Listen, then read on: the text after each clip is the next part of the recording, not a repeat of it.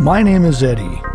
Join me as I explore the sights, sounds, flavors, and other attractions of my chosen travel destinations.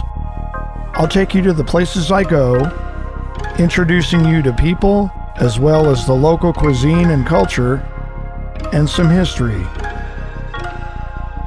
This is Eddie on the Go.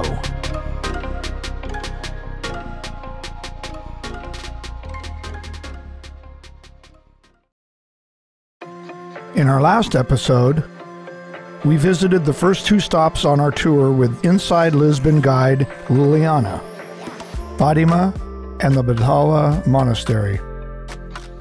And while we awaited her arrival, I took a walk around Restauradores Square across the street and showed you the Monumento dos Restauradores, the monument honoring those who freed Portugal from Spanish domination. Palacio Foz, the old palace built between the 18th and 19th centuries, and other structures of historical significance bordering the square in this mix of history and upscale stores and eateries. In today's episode, we continue that tour, which also includes the coastal town of Nazare and Obidos, a small town with a history dating back to the late Paleolithic or Old Stone Age.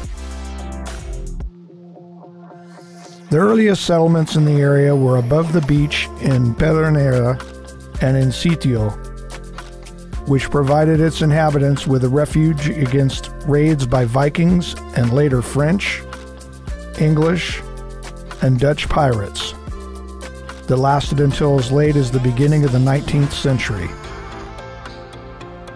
Only after that, with the gradual end of maritime piracy, was it possible for people to start occupying the praia, the beach, which is today considered the town center. The legend of Nazare says that the town's name is derived from a small wooden statue of the Virgin Mary that was brought by a 4th century monk from Nazareth in the Holy Land to a monastery near the city of Mérida, Spain. In 711, the statue was brought to its current location by another monk named Romano, accompanied by Roderick, the last Visigoth king of Portugal. The central Portuguese coastal town of Nazare is blessed with warm and dry sunny summers and mild wet winters, with fog that sometimes lasts all day. These winters give Nazare a more unstable, Atlantic-dominated weather with often overcast, rainy, and stormy days. Clear days, however, are not uncommon in the winter. Temperatures above 86 degrees Fahrenheit or below 37 degrees Fahrenheit are very uncommon. Nazare also experiences some seasonal lag, with temperatures in September being warmer than those in June. Nazare is well known for its high waves, which can tower up to 80 feet in height or more. In winter, the waves off North Beach, or Praia del Norte, average about 50 feet high. It is not unheard of for surfers to catch an exceptional wave towering around 80 feet. On October 29th, 2020 was one of those exceptional days, when Portuguese surfer Antonio Laureano might have surfed a wave of 104.4 feet, possibly topping the record of 80 feet, also set in Nazare, by Rodrigo Cocha in 2017. The Nazarene coastline is among the most dangerous in the world with its high waves, and local fishermen have braved them for centuries. The town's reliance on the sea for food production and economic viability is a result of the unique climate that is different from the surrounding Mediterranean ecozone, where land farming is more common. Fishing in Nazare is carried out entirely by the men of the village, leaving the women to run the daily life in the town. This is widely believed to be the main reason the town is not developed in a modern industrial society. Being that Nazare is a seaside fishing village, and that our time there included lunch, I took our tour guide Liliana's suggestion to try the Portuguese seafood with rice dish, arroz do marisco malandro. The combination of shrimp, clams, mussels, lobster, crab, and scallops can vary by region, the recipe, availability, and price. Preceded by the usual appetizers and accompanied by a tall cerveja fria, of course. The amount brought to me was enough for 2 or maybe even 3 people. So I took my leftovers home, and that was my breakfast for the next morning. After our time in Nazare ended, it was time to head on over to the town of Obidos.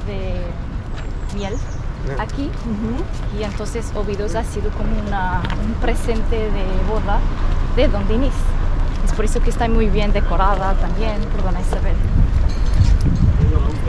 Y entonces después los romanos, cuando ha llegado aquí, ha traído la receta de la Ginjinha para Obidos. Es por eso que es original desde aquí.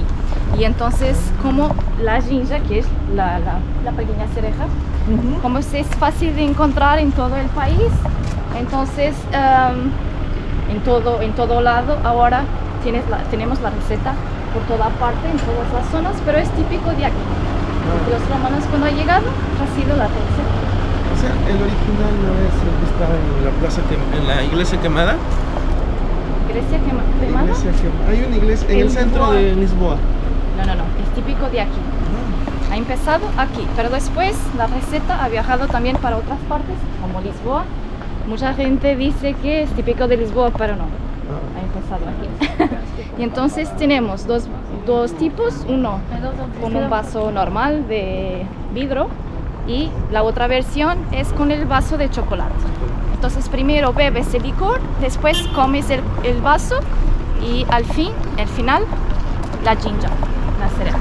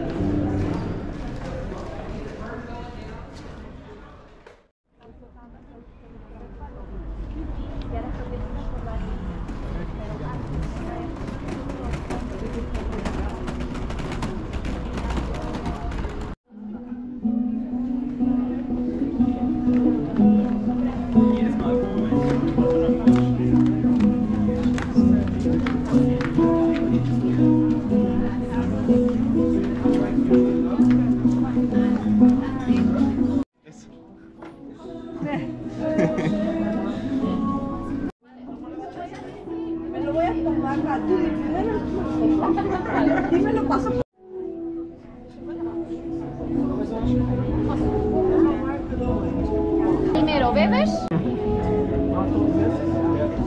Madre santísima, ya se me está derritiendo el vaso.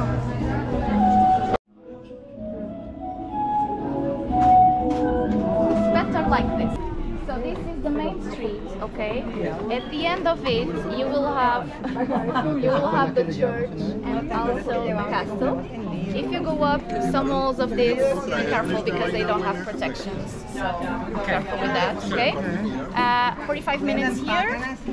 So we will be back at 5:45 in the parking. Very good. We will meet over there. Okay. Okay? Bye.